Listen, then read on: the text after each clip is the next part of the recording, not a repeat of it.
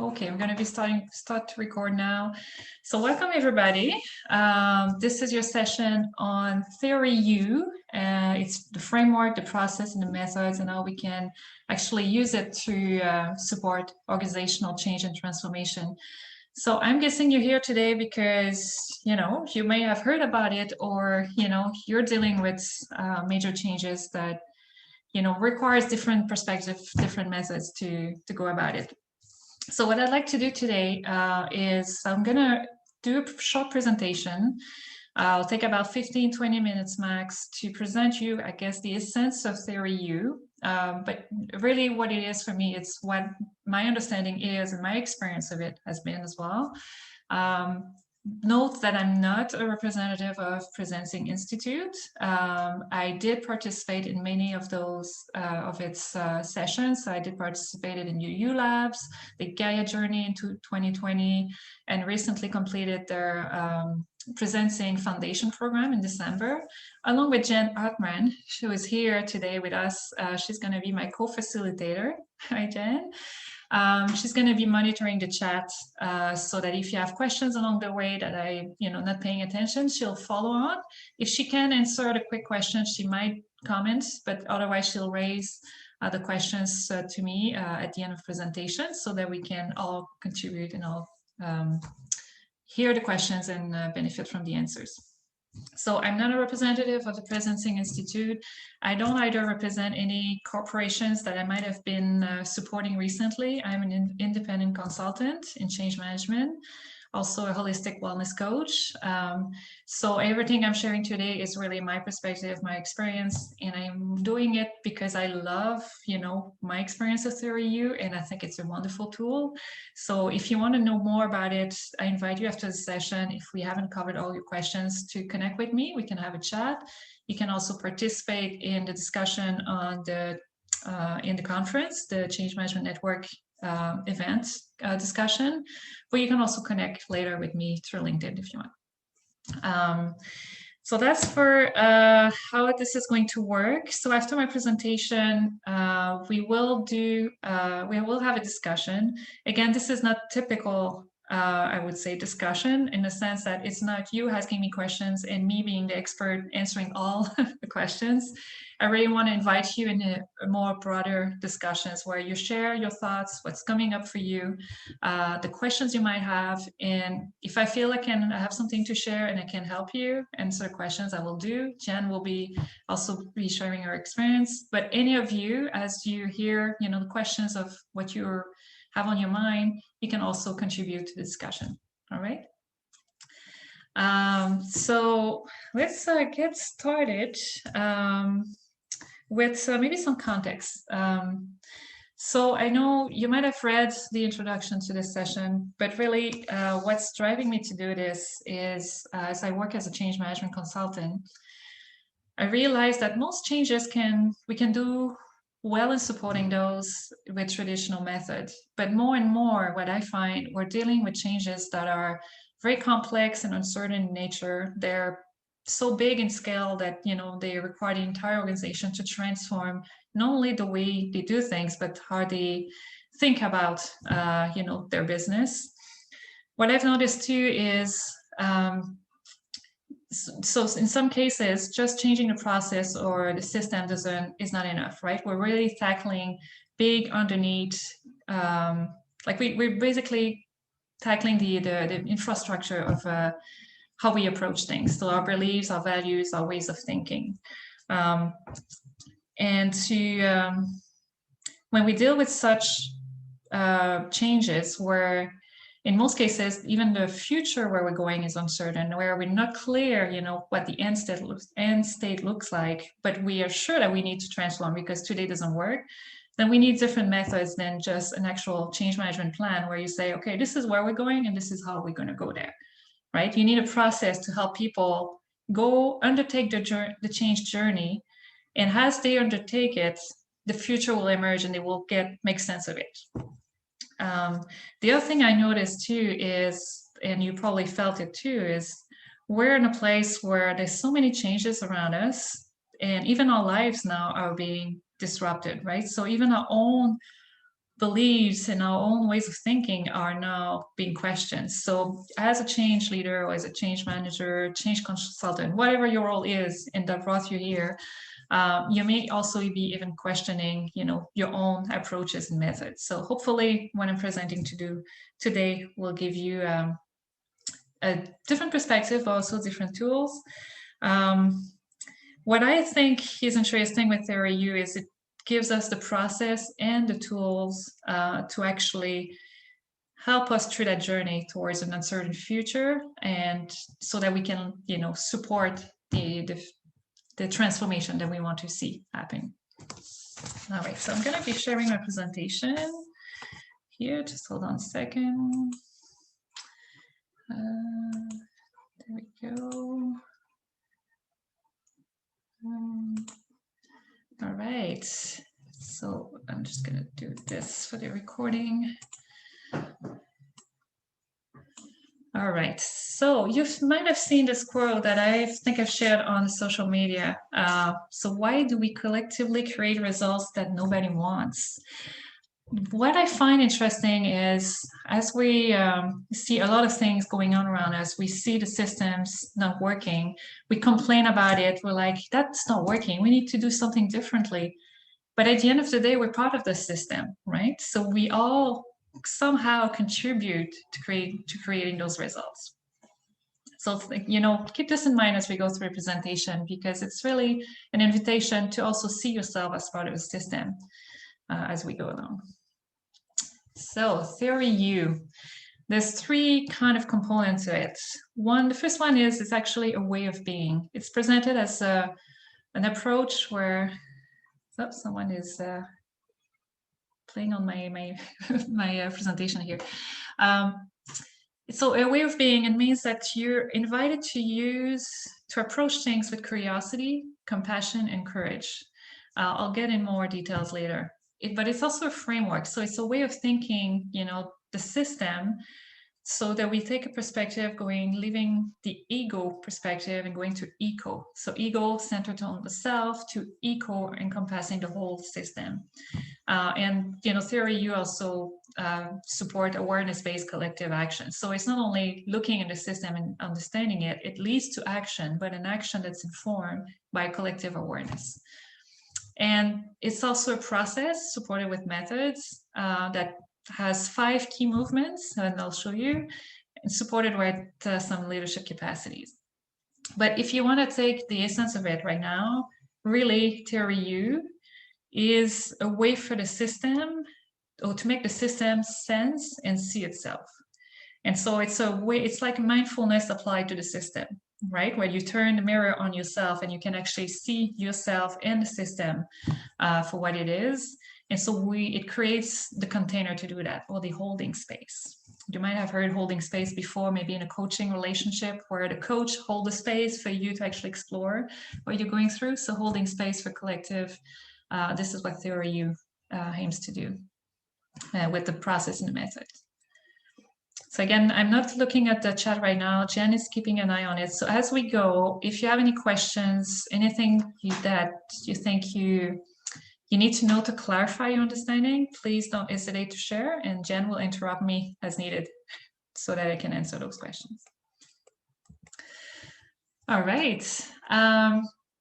So Theory U, as I said, is kind of inviting us on a journey. It means that we have to be fully part of it. So it comes from the premise that the success of the intervention depends on the interior condition of the intervener. So see yourself as, let me see something here, see yourself as one of the participants in the journey, like you're one of the leader. When you see there's a change is needed, you have 2 options here, and you can see in the diagram.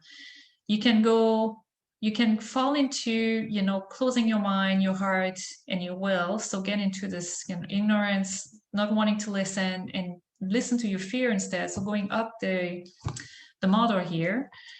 Or as you face uncertainty and challenges, when you face a big change, you can also pause, create a little bit of that distance with what you're feeling, like acknowledge your feeling, but look at it, like create just a little bit of a gap so that you can actually see what's happening, sense it, and then go down this U. So basically the U is, to work, we have to pause. If you just go automatic download and you just react, then it doesn't work. So you need to pause and get into the process so that you can open your mind, open your heart, and open your will. As you get through this process, this is the presencing point. So the bottom of the U, which is kind of the eye of the needle, if you want, or the place where things shift. This is where we connect to the source. So you can go through this journey alone, right? Or you might have experienced that when you go inward, you meditate, you do journaling or different practices. You get to that point where you can actually touch to the source, to your intuition, whatever you call it.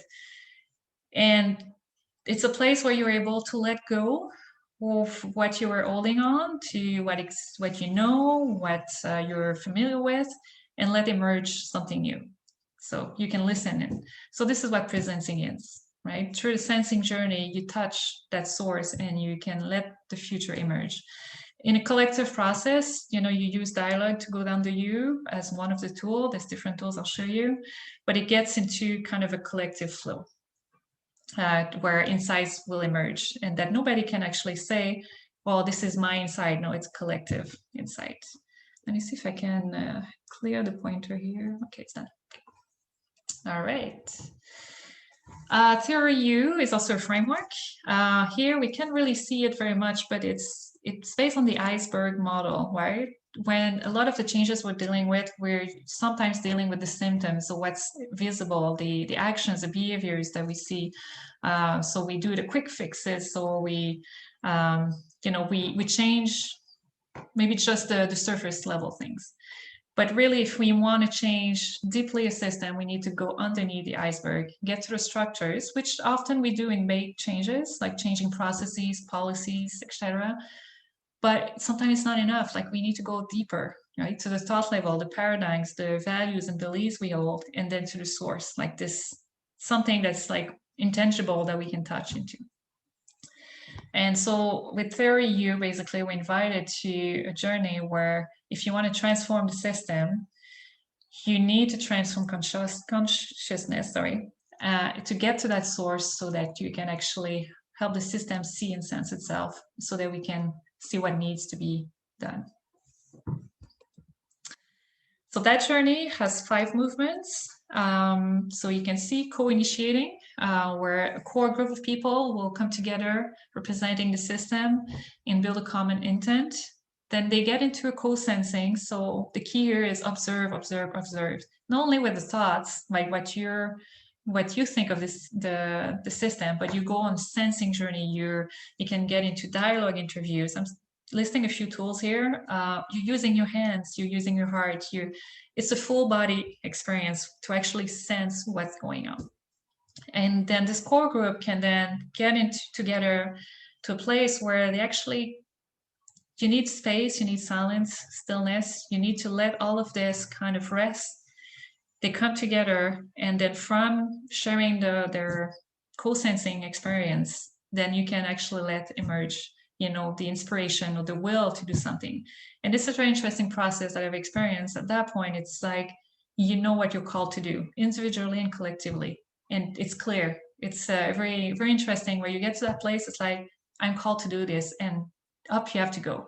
And I say you have to go because at that point, if you wait too long, then your mind's going to take over. So you quickly move to co-creating and creating this prototype of the new that you're sensing is wanting to be created. And from there, just, some of you may be familiar with design thinking. It's a bit similar process where you iterate, get feedback, not only from, as again, from the head, but also, your heart. And so you want to have it like a mini you experience co-creating. And then you go to co-evolving, which is more, once you have something that's been tested and is working, how do you actually institutionalize it? How do you make it, something that's helping the entire system evolve? Now, Theory U, as you could see in the what I've said so far, is also a way to address the blind spots of leadership. By that we mean it's a process that helps leaders, I mean, all of us leaders, right, undertaking a change to shift the inner place from which we're operating. Instead of being in reacting mode, we get to a place we can actually, respond, with intention. It's also shifting our focus and attention, right? So not only to include what we see in front of us, but to include the whole system, but also ourselves in it, seeing ourselves as part of that system. And so that we can respond to the emerging future. The challenge I find is that, as you can see, this is not an easy process. It requires an inner journey that you have to participate yourself in if you're part of the core team going through it, and hard work, right? It takes a lot of effort, but it's worthwhile, I can tell you. So because it's hard work, it relies on some specific capacities or leadership capacities, as the Presencing Institute is presenting. So if it doesn't mean the entire organization has to go through the process of the U. If you want to transform an organization or a system, you just need a core team of people who represent the system to actually hold those, qualities. And so you'll need to be able to hold the space, to be able to listen, to attend to what's going on. So really observe, suspending your own judgment in it. You need to be able to connect to your heart, connect to yourself and to, what's beyond, the visible, I would say. And then from there, be willing to go in, the intention, the crystallizing. So basically crystallizing the intention and, going through prototyping where you actually integrate head, heart, and hand. So the 7, I'm not going to go through a lot of details here. You have all the resources available, but you can tell, I'm sure, that, right away, it needs a certain set of qualities to get started, right? It's not everybody is ready and open to do that at this point. So you need to cultivate those qualities to be able to sustain the U, which is possible, if you have the right group of people to begin with. So I'm just summarizing here, as you go through it, you can see we talk about listening, the attention, there's different levels of conversation. So Theory U likes to use the different levels, the field, or the structure of attention, if they call it. So as you can see, level 1, when you're there, you're, getting into, I guess, your habitual thoughts, you're in reacting mode, you're being polite with people. Often in organizations, we get to level 2 easily, where we get into, special meetings where we discuss a topic, where, being through and honest and open on, what's actually going on. But this is still kind of a form of debate. Sometimes we see, and this is where I think we need to go more, is we get into the dialogue as a group. But individually, it means, opening up to listening with empathy. So really feeling what's happening in someone else's shoes, but also, all the stakeholders' shoes. So having this ability to, listen in with empathy and also collectively come together with this same quality and have this sort of a dialogue, which is, an inquiry into what's happening without, judging or debating. And then when this is happening, if it's sustained with a core group of people, you can get into the field 4, which is where the magic happens, the flow, the collective flow, the insights, where it's really regenerating. They call generative listening, in the sense that it really shifts something in people that allows for something new to emerge. So when we get to, so before I get to this, maybe I'll stop here for a second. I just want to know if, anybody has any questions to clarify your understanding so far of the key principles of Theory U.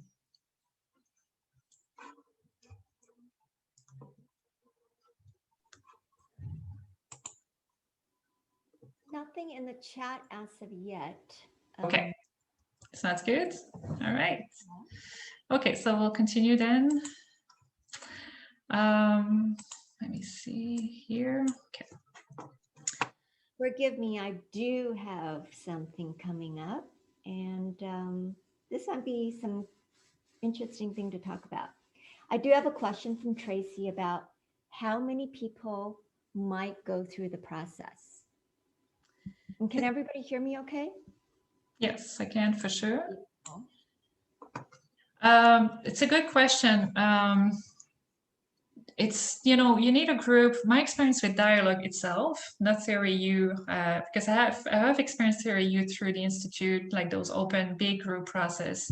Um, but when you hold a dialogue, you know, there's only so many people you can have. Like 20 to 30 people in a dialogue, you know, is the biggest you can go. Now, if it's too small, then you get in groupthink. If it's too big, then, you know, you lose engagement. So for Theory U, Jen, have you seen, I think, you know, when we say a core group of people actually holding the space and actually leading the journey through the U, it could be a very small group, but as long as it represents a system, we're good, right? Yeah, I would agree with that. There's also some curiosity around kind of a particular structure that might happen over time. And I think here the reference might be to Gaia. Maybe we can speak a little bit to Gaia, how that has more of the inner iterations and the larger cycles that are going through. Mm-hmm. Yeah, so my thinking is if I would apply it for a transformation in an organization, just like we do today, we have a core project team or a core, you know, change team. You would want to make sure you build that core team. You train them to make sure they can go through the process, but you want to make sure they represent the key areas of the organization. And as they go through the sensing journey, they go out on, you know, and explore and engage with people on the, you know, on the outskirt, I guess, of the system, right? Whether it's your clients or some different stakeholders, but it has to be a very core group of people who can stay together long enough to go through the process. So I don't know if it's 5, 10, 15, it really depends on the scale of the system or the change you're dealing with. So level of responding to change. So related to the 4 levels I've just mentioned. So you can see that if we are dealing with a change with a level 1 kind of attention or attitude, then we will deal with the quick fixes, what's, you know, more visible, right? The manifest action or the visible behaviors.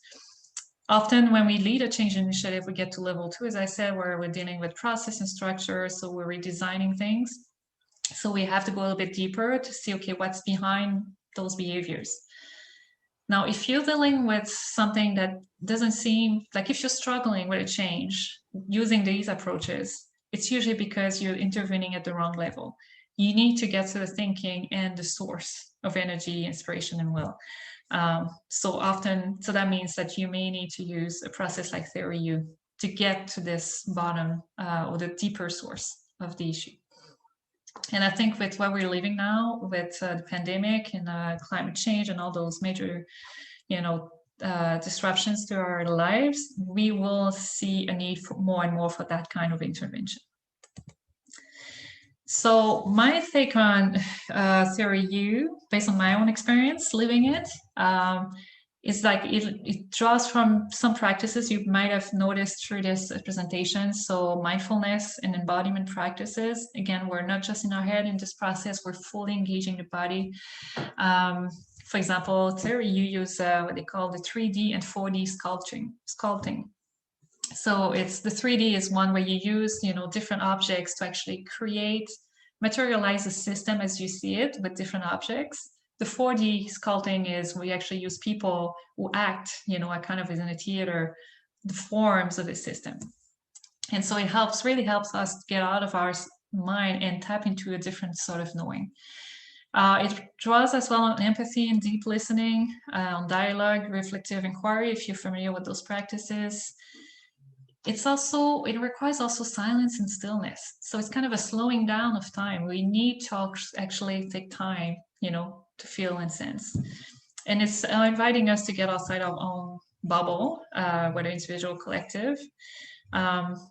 So when you look at this, for me, I see one key challenge in most instances when you're dealing with change is it requires time, which is limited.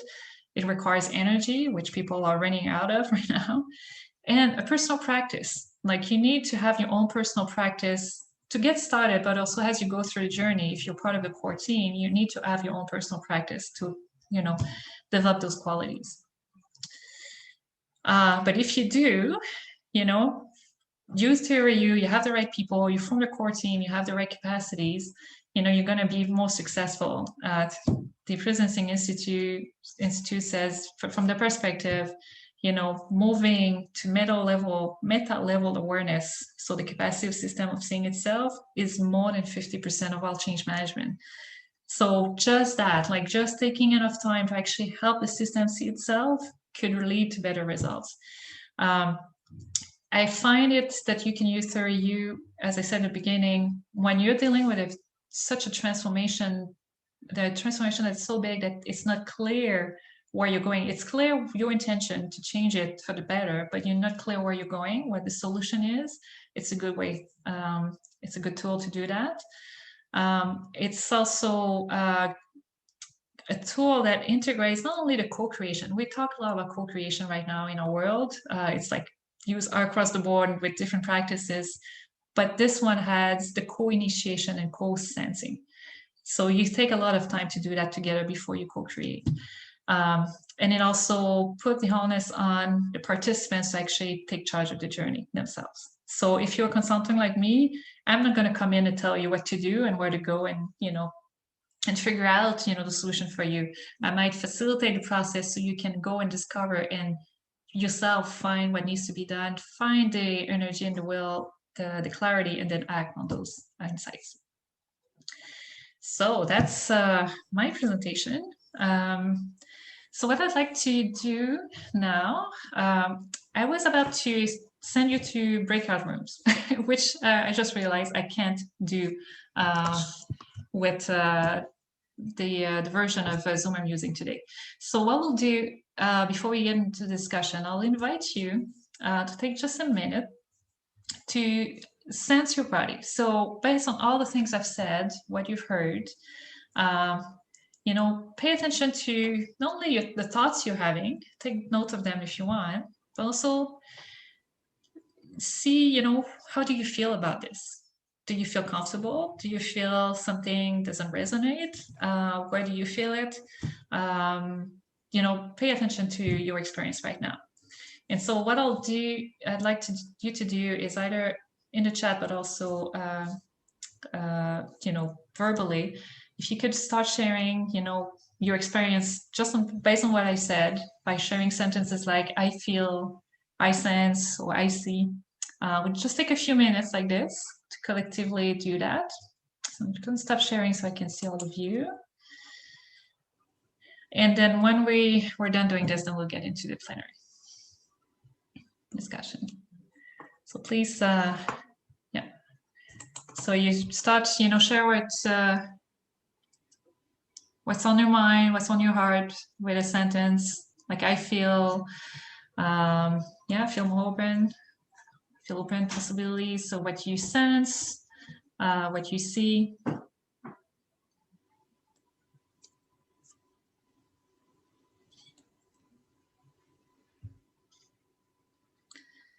I feel at home, intrigue, good. Sense greater self-understanding. Oh, sorry for someone who I feel behind. Feel open and energized by this, that's great. Feel connected, curious, interested. Oh, that's great.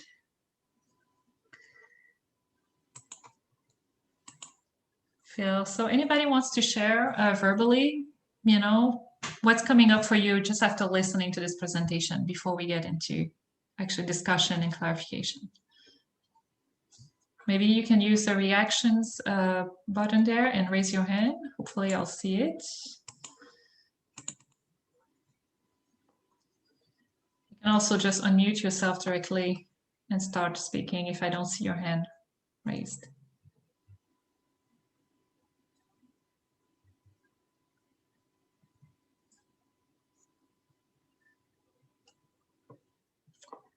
So I have a question already that's interesting. I'll answer it soon. So do you have helpful tools and exercises to ensure presence so that people can answer these questions? Hello, Ulrika is here. I can talk. I'm not in, I don't have a picture, but that's okay, Ulrika, go ahead. And what I feel is that this is a new way of looking at things, but I like the way it's built on dialogue, that you share experiences and thoughts and feelings, because and you also focus on the whole system, everything. So I think that it gives everybody inclusion and perspectives. Yeah. Have you personally experienced something like this, a sort of dialogue of that nature, Ulrika? Yes, I have, both in small groups and in big groups with also 70 people, where you open, and mostly in workshops where you share and collaborate, and you get the energy from each other, and you feel that you are co-creating, as you say, something together. You do something together as a group and as a team. And that's a very nice feeling. You get a lot of energy, or at least I get a lot of energy from that. Yeah, I think energy is something that really speaks to my experience as well. And I think Jen, I can see her smiling. I think this is the sense of this journey. It kind of helps us tap into an energy that's there, but that we don't usually are accessing, right? But it also helps us not feel alone in our struggle, our thinking, our challenges, right? When we go through a process like this together. So I have Geneviève qui a levé sa main. Bonjour Geneviève.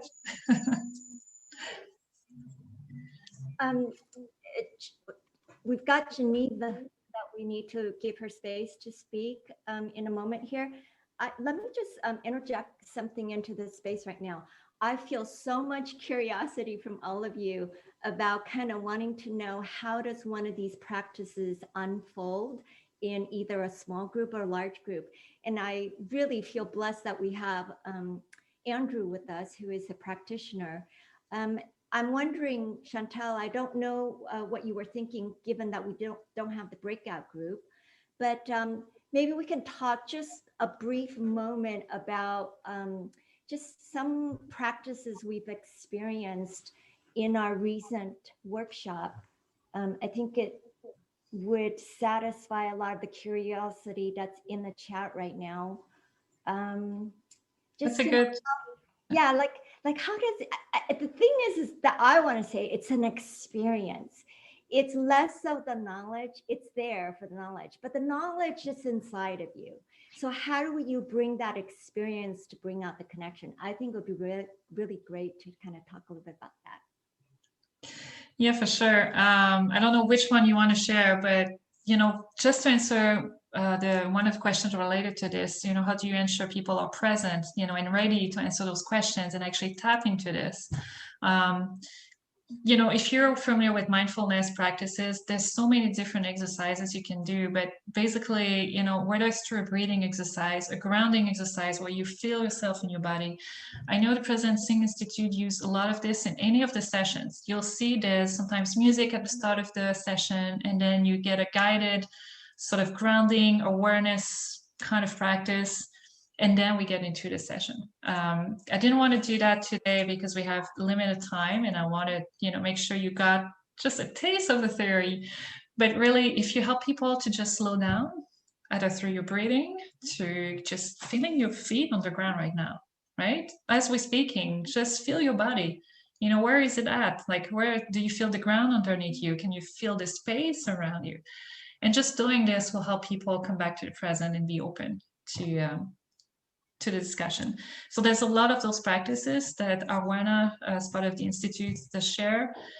But where I find it's more powerful, and maybe Jen, you can share too, is though the tools they use that are more hands-on, like where you use your body or objects to actually express what you're sensing, right? For example, the sculpting, the 4D sculpting, I think it is where you you use, for example, a body shape to express where you're at right now. So I could say maybe right now I'm like this, but I'm not saying something. I just adopt a body posture that reflects how I think, my experience of the moment. And then after that, I do use, for example, another body shape that express what I'd like to be experienced, what I see is emerging, wanting to be, manifest. And so it could be something more like this, for example.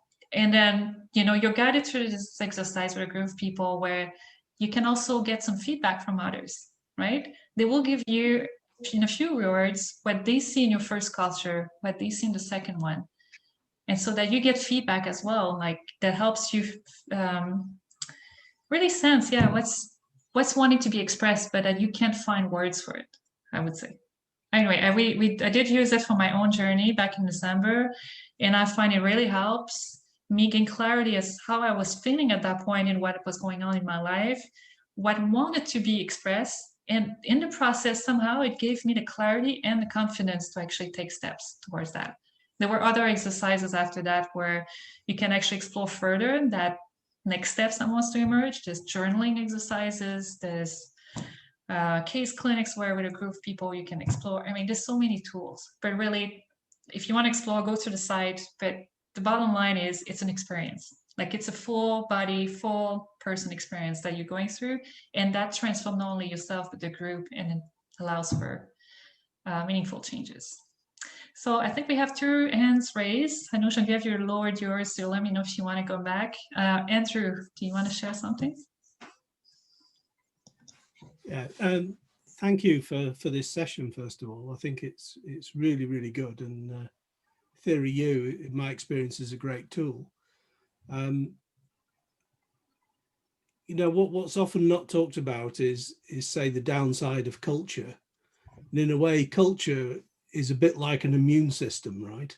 Anything that's foreign gets attacked, and any new way you bring as a change agent is kind of under attack by the culture that's there.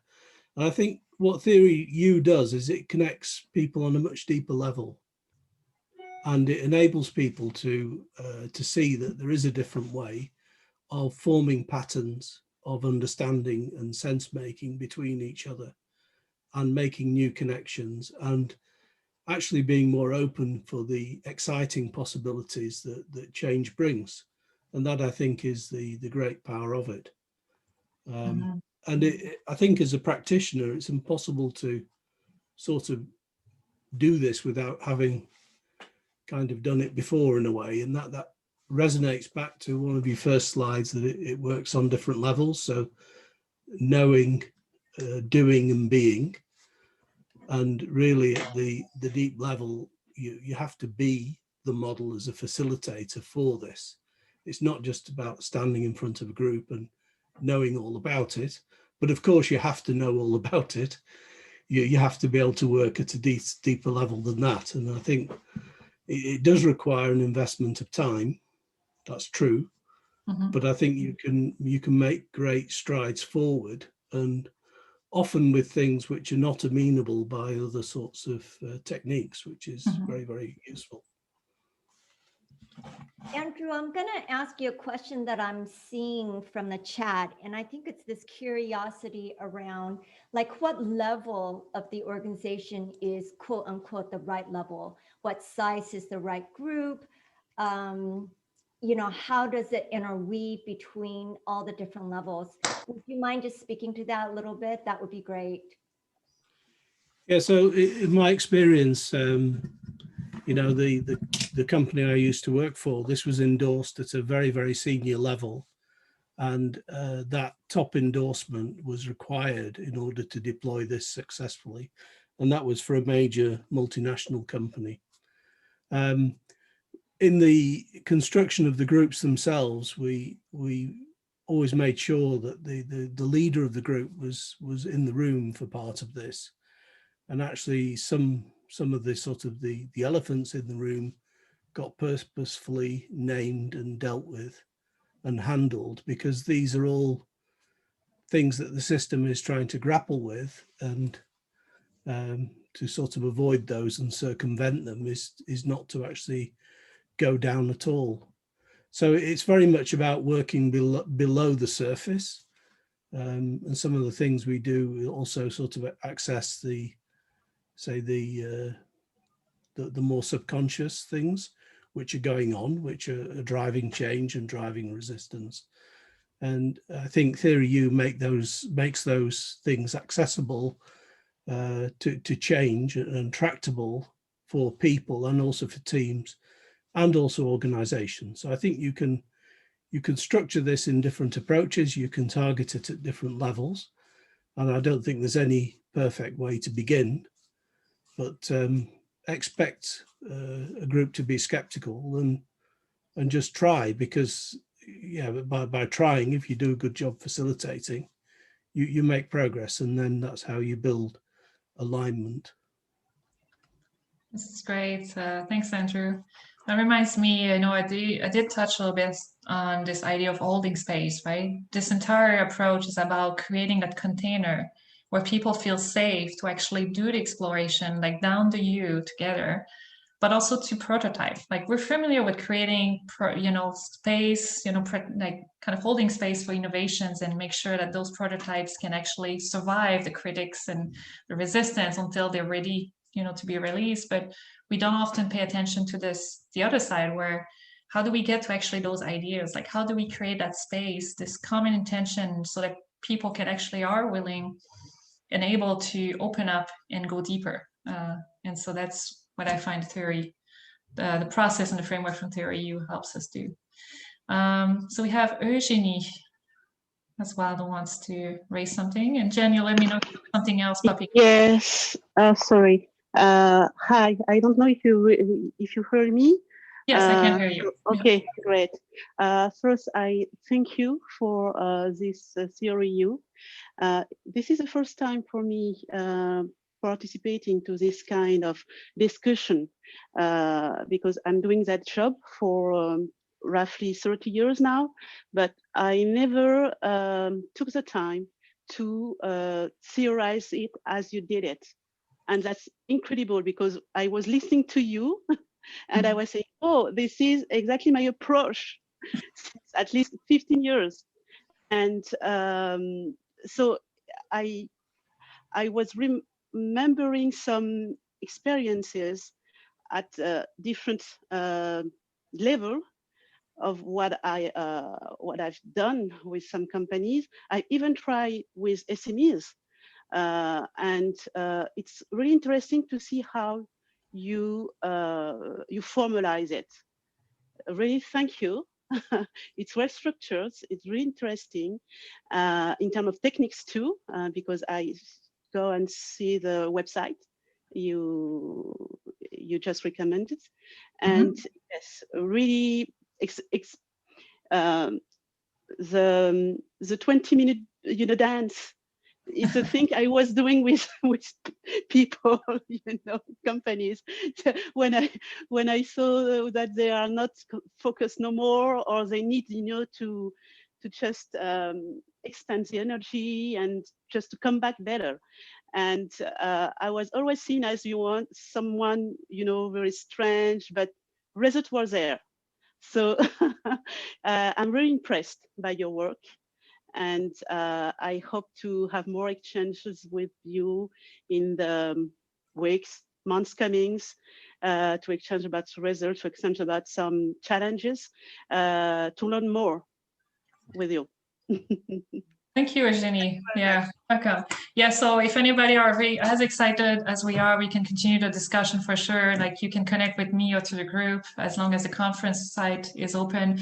But I don't take credit for the framework. This is the Presencing Institute's work. It's over 15 years. Actually, they're celebrating 15 years tomorrow of this journey they've put together, but they do have a lot of free resources, experience that you can have. You can undertake the ULab, the Gaia journey. It's free, it's global, to get a feel for it.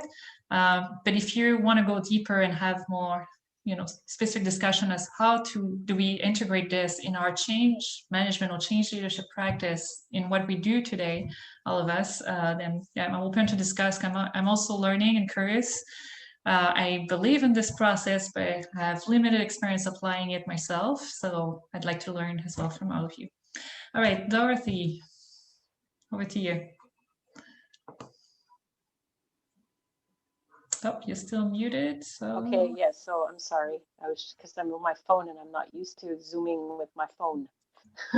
So that's good. thank you. is very, I've read about Theory U. I've done a lot of work in the art of hosting as well. I'm also a community organizer by trade in social work. So there's a lot of stuff that cuts and that comes across, and it's almost like a bunch of things just get together and like, wow, it's bubbling. And it's amazing how different theories are emerging. It's almost like I can hear the sound that they make. Like we use different words, but there's a sound, there's a vibration, and it's amazing. My challenges are, and I've taken a break from the public sector, the health public sector here, and I work in Quebec. How do we? I have tried to apply, and it's been amazing in small groups when I've been doing project management. So looking at, they look a lot at process. How do we change process? But like going deeper and exactly doing that work. And it's amazing how people, without even naming it, when you get to that space, they bubble and it's like they become like children again, and it becomes very creative, but they don't really know where we're going. They just trust me and I go there. How do we, it's almost like, and I think it was Andrew who said it previously, and I really love that because it resonated with me. Like saying, you're the change agent. That's like, you're the foreign agent. How do you, like, it's almost as if you're in this space of structures that have been there for a long time, and they're dysfunctional in a way. They're saturated. It's the best word that I can use. How do you kind of maintain that when the structure you're in, although there are bubbles that you can do it in, but it's not enough to sustain the transition. It gets gobbled up. I don't know. Do I make any sense what I'm saying? I think you do, yes. And trying to think, how it resonates with my experience too is, I think what I feel is, if you want to be sustaining this, you really have to spend a bit more time on what they call in Theory U the co-initiation. So being clear on the intention, where you want to go and who's the part of that group, so that you really start a journey on a solid foot. Like, we're in this together and this is where we're going. We don't know the destination, but we know the journey we're about to undertake. So I think it needs some strong leadership as well that's going to be holding, that intention, and if the intention is not clear, then you all, obviously, as soon as it's going to become, the focus will be put elsewhere, basically. You want to keep the attention on that and be able to sustain that. That's my interpretation, but anybody else has, some thoughts on that? How to kind of sustain that? And if I may just add, just to go further in what you're saying, in terms of leadership, we're so focused on the symptoms and the prescription, and that's it. It's a prescribed, like, because I don't know if it's because we're medical models, I have no idea, but it's almost like, okay, so we have a theory that's worked somewhere else, a structure, a way of working that's really successful. Let's bring in this model and let's apply it. So it does have to do with leadership as well. But I'm wondering if we're at, if it can only work in spaces where leadership embodies also these theories, and only then, or is it, am I like paddling upstream in systems where I'm not sure I fit, or that idea or those ideas fit? Yeah, I think we can all sense that the area you're working in is pretty challenging, by the way. The health system right now is probably the one that needs the most of that work, right, to transform, because we know it's not working, but everybody is just over their head and they can't, take the time and create that space to do it. So I feel for you, it must be very difficult. But if we, if I can make a link to what when we talk about the blind spot of leadership, whether you're a leadership in a position, a leader like wanting to change and be part of that system change, you know, you need to first see, right, from an inner place. If you're blind to, you know, what's happening underneath, then there's no way you can undertake the journey. So how do you help those people to create that space where they can actually, you know, see clearly and not just be blind to what's happening underneath? That's a good question. Yeah. Just to chime, don't know if that's, but that was what struck me, Dorothy, as you were saying, is that there's a lack of awareness of that iceberg that they're in. So that is almost the first step of the recognition of the iceberg. And so whatever process or atmosphere you create to help that seems to be the first step. Yeah, and it's really, if my experience, it's similar to a personal practice, right? When you get into mindfulness, you know, taking time to be still in silence and listening, you see, you know, we have the knowledge, it's there. We're just tuning out most of the time, right? And so how can you help a collective get to that place? And that's, you know, of some of those tools that we're sharing today. Thank you, Erica. Andrew, you wanted to add to this? Yeah, so in my experience, the sorts of things that surface in the workshop are exactly the things that the organization struggles with or is failing really to address. So there's no, and that's what you said in the first place about the system's ability to sense itself. And I think part of being a successful facilitator of this process is really to recognize that and to listen to that and to use that as information back in your facilitation, and to be able to, yeah, help the group, help the group see that. Because the things which are present in the organization, which are blockages for change, get acted out, they get played out in these workshops. And that's really fascinating. And how that works, I don't know, but it's just a beautiful part of our practice that it works that way. And, you know, that's, there are a lot of comments, well, doesn't this take a long time? Surely, you know, people don't want to take the time and spend the money to use this to address their problems. And, you know, it's surely, though, it can't be cheaper to ignore the problems and to pretend they're going to solve themselves. And when actually everybody knows that only 1 out of 3 or 1 out of 4 change efforts is really effective. And if this can just make that ratio a bit better, then it's got to be worth it, right?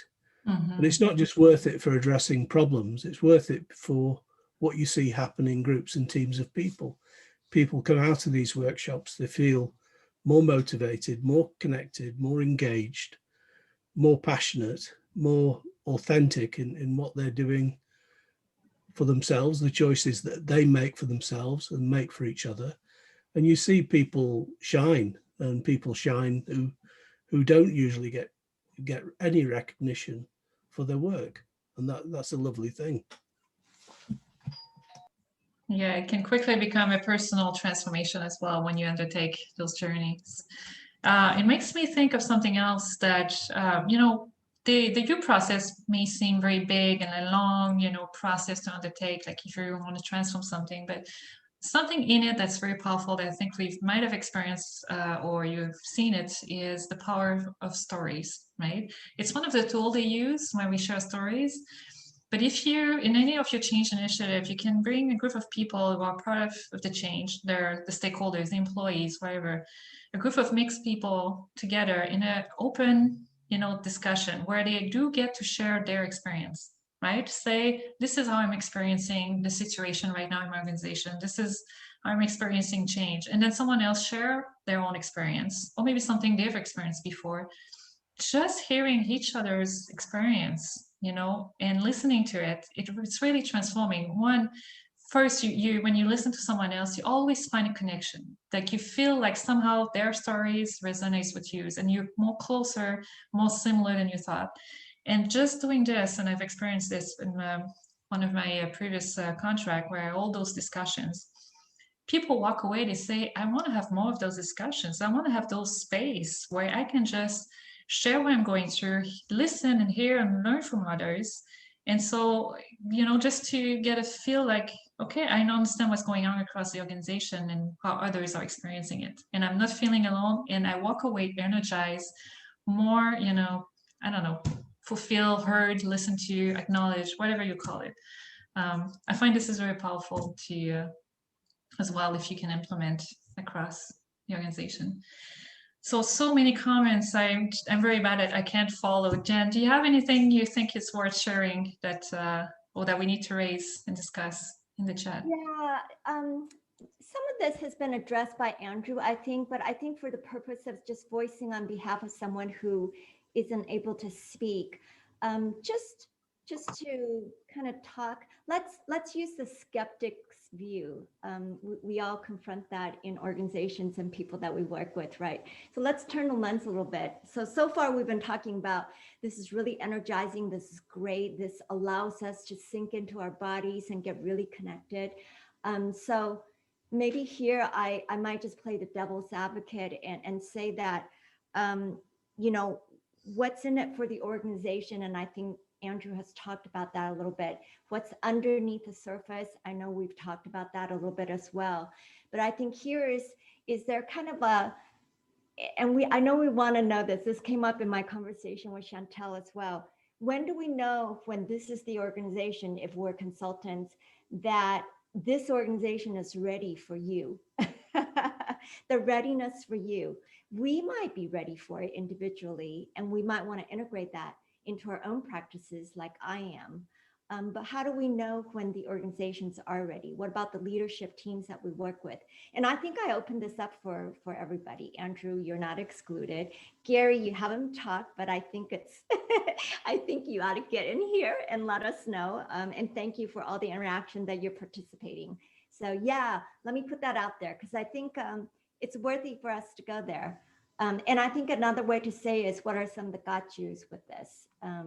So anyway, I hope I've kind of framed that for everyone a little bit. So let's all kind of be in the skeptic seat a little bit and look at this.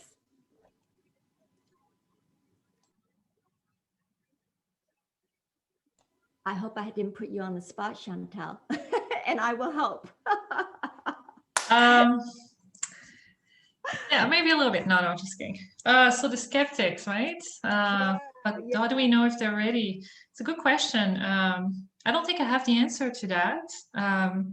But what I would say is my experience is whenever people take time to just slow down, like if you can get them to just being present and slow down, they all have the capacity and the, I guess it's more than capacity. I think they acknowledge that something is not working. We all feel it. And so it's really a matter of, okay, can we get to a place where we can actually really feel it and face that, you know, feeling and that knowing that we have inside us. And if we can create that connection, then from there you have a seed that we can build on. But it really has to get, my understanding, it has to get from there, this little spark that you can create to a real intention. So it's almost like it starts with a personal journey. It's like, okay, do I feel as a leader, someone who can influence the system, like compelled enough, right? Being called to do something so that I can actually engage in the process.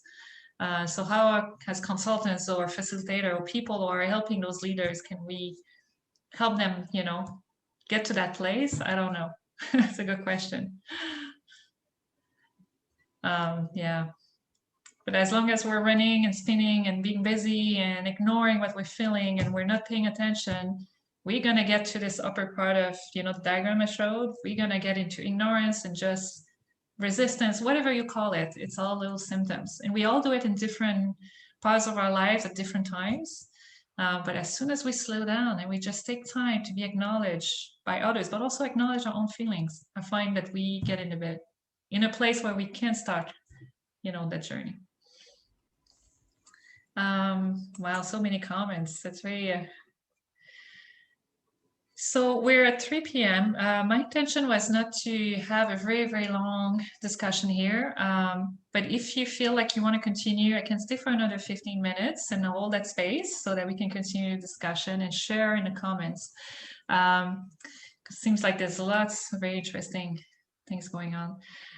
Is there, do any of you have any like specific questions just to make sure that you want to understand or make sure, I can say that, so that you can walk away understanding, okay, this is what Theory U is about.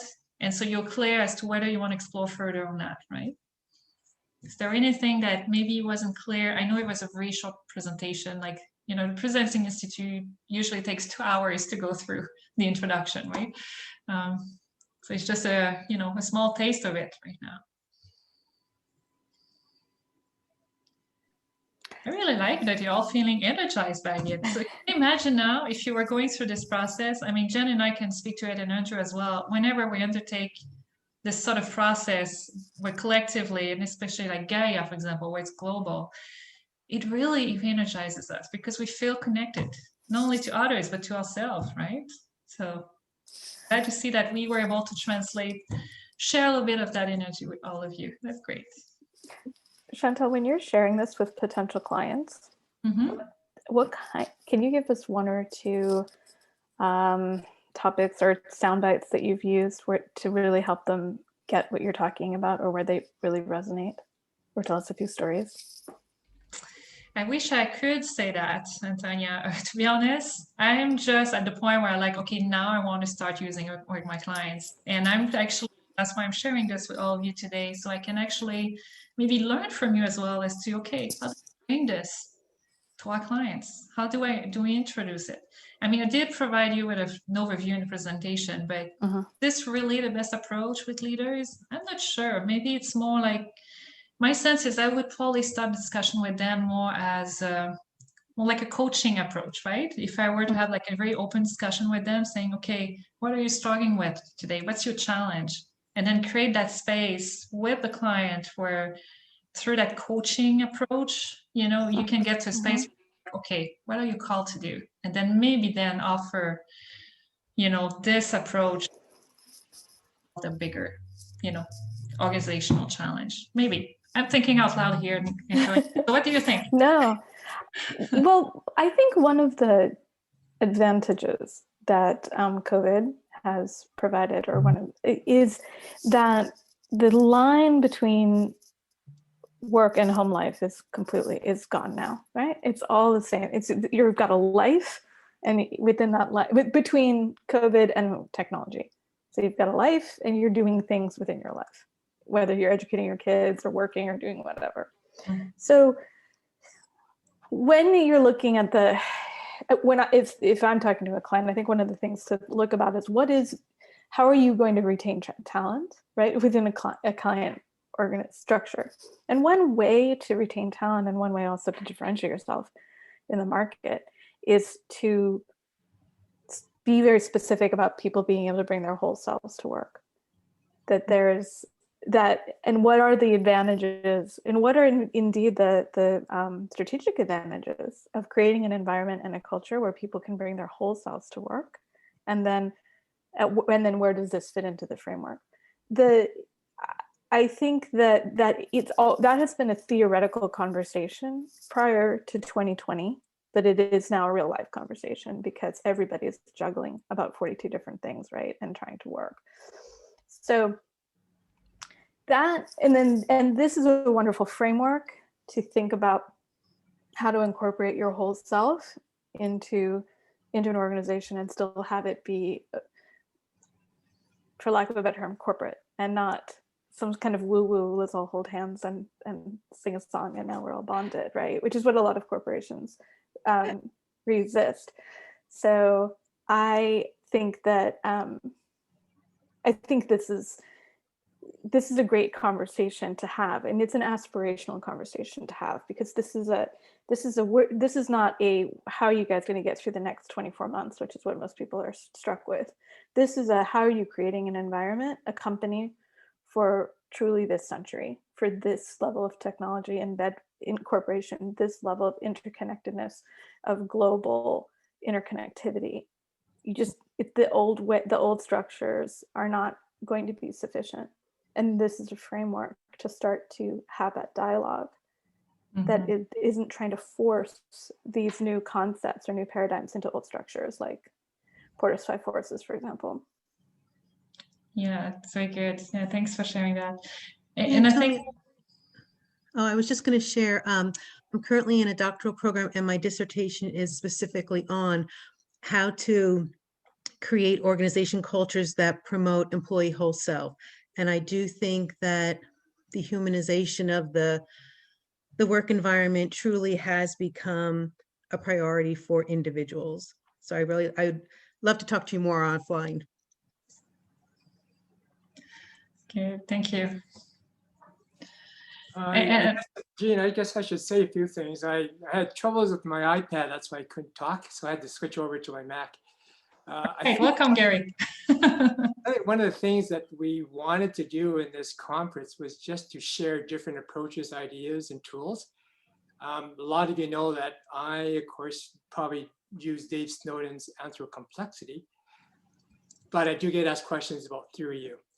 So for me, it's important to kind of say what's similar, what's different, and what's surprising. So thank you for today. I think I've been able to do that. I think one of the things that we probably don't do in the Anthro-Complexity, and I'll be sharing that. I'll put a promo. I'll be doing that later today. We don't into the person. We really we're probably at the organizational and at the team level. So all these different things that people are presenting at the personal change are very valuable, because I can point towards them and say, look, if you need something about that, go talk to Wiser or whatever. This has been a real value for me to see there's a lot of stuff in my toolbox or my tool shed if you're in my if you're in my conversation at the time. The key one that's come up for us has been distributed leadership, this new emerging concept. So I did ask a question going, does Theory U have to be at the top? Or as we saw in Ross's presentation today, if you look at an organization like Hire, and they've really gone into lots of kind of like different sort of small enterprises, can each enterprise do a Theory U? My understanding is yes. When I say you certainly need some leadership support, it means that you need to have this core team that's formed at whatever level to represent the system they're dealing with, to be able to function and sustain, that process over time. You need some support for sure, or some acknowledgement that they're doing it and it's okay. But yeah, it doesn't have to be at the very high level, as long as the core group represent the system that you're dealing with, and they're together for a long time, so that they can actually go through the process and let emerge those prototypes that they can actually also are supported in trying out until it becomes a pilot and something you can implement at large scale. So that's my understanding. And all the examples that we've seen, we've seen different examples through Presencing Institute. Some are like stakeholders that it seems to be high level in organizations, but really when you look at this, let's say different organizations related to health, for example, come together. This is an example in Africa they gave us. Obviously, you need people from each of those organizations or those organizations to support participating in the Theory U, but the participants are not the leaders, like at the top. It could be a nurse, it could be a doctor, it could be someone who is, dealing with the patient's request. Or there's different players that come together, but you just need that initial support to say, okay, it's okay for you to take the time and the resources, right? Because you need some resources to support that, to do the process. And I would like to think, and I think it's possible that, if a group of people are really into Theory U and they want to come together through this and undertake a journey, the Presencing Institute support them through the different U Labs, they can actually go to their, management and say, hey, would you allow us to, use some resources, our time, and some maybe resources for prototyping, so we can undertake that and see what can emerge.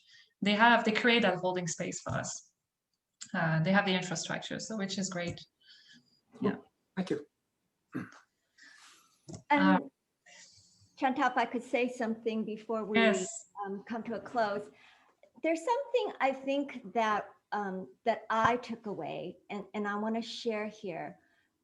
I too also went through like PhD programs where you get to know knowledge in a way where it's really, really deep. And what's happened for me as I come out of my own sort of doctoral program is really the practice is much more important. And I think that that's why Theory U is so attractive to me. It's that I actually landed that just as I finished my dissertation and submitted. So there was no way to include that anymore. But what I've been doing for my own journey is really integrating some of these practices. So it's really an incredible experience for you personally as a practitioner to first experience that. And I think that that will kind of allay any of the questions that you might ask about how could I convince somebody else to do this? And so if I believe that experience is the most important thing out of this, then I would say take your clients in whatever grouping, you know, maybe the leaders, and to just take them through an experience. And just, you know, Chantal and I, we couldn't get to all of this, but there's I think slide 6 or 7, and she will share, I'm sure. It talks about some of the practices, and it's really about meditation, which kind of stills your mind. And it's about this idea of sculpting, which is called social presencing theater.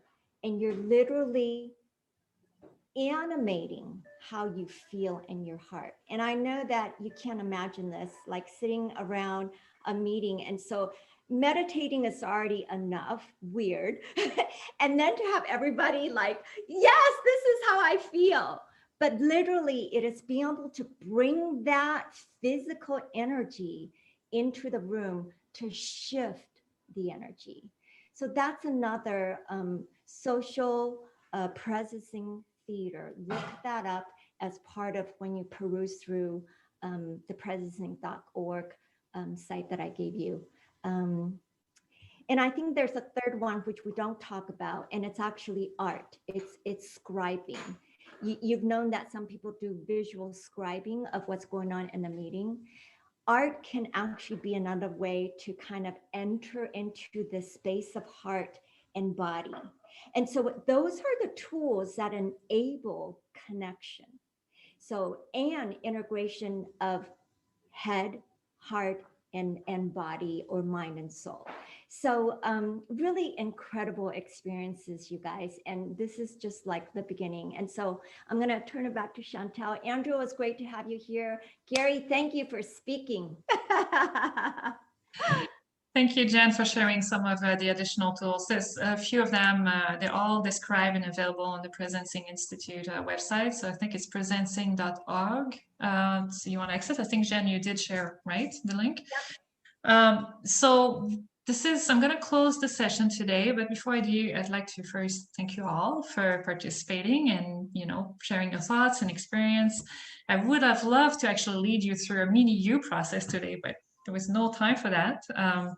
But you know, if you want to know more and actually experience it yourself, go through the Presencing Institute website. As I said, there's different journeys you can undertake freely, or you can actually get some more additional training for free.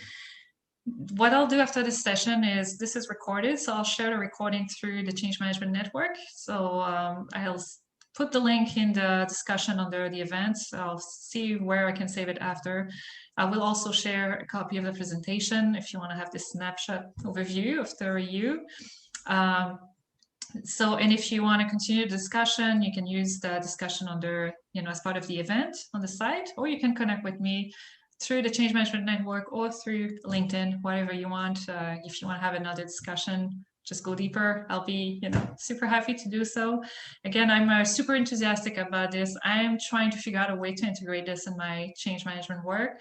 And so if you have ideas, if you want to be part of the same journey and share your insights and learnings, then I will be welcoming that for sure. So again, thank you very much. Hope you'll have a great rest of your day, wherever you are. I think it's late afternoon for me. So thanks, Jen, for supporting. I'll see if I can save the chat before we close. Thank you all. Bye-bye. Bye, everyone. Thank you.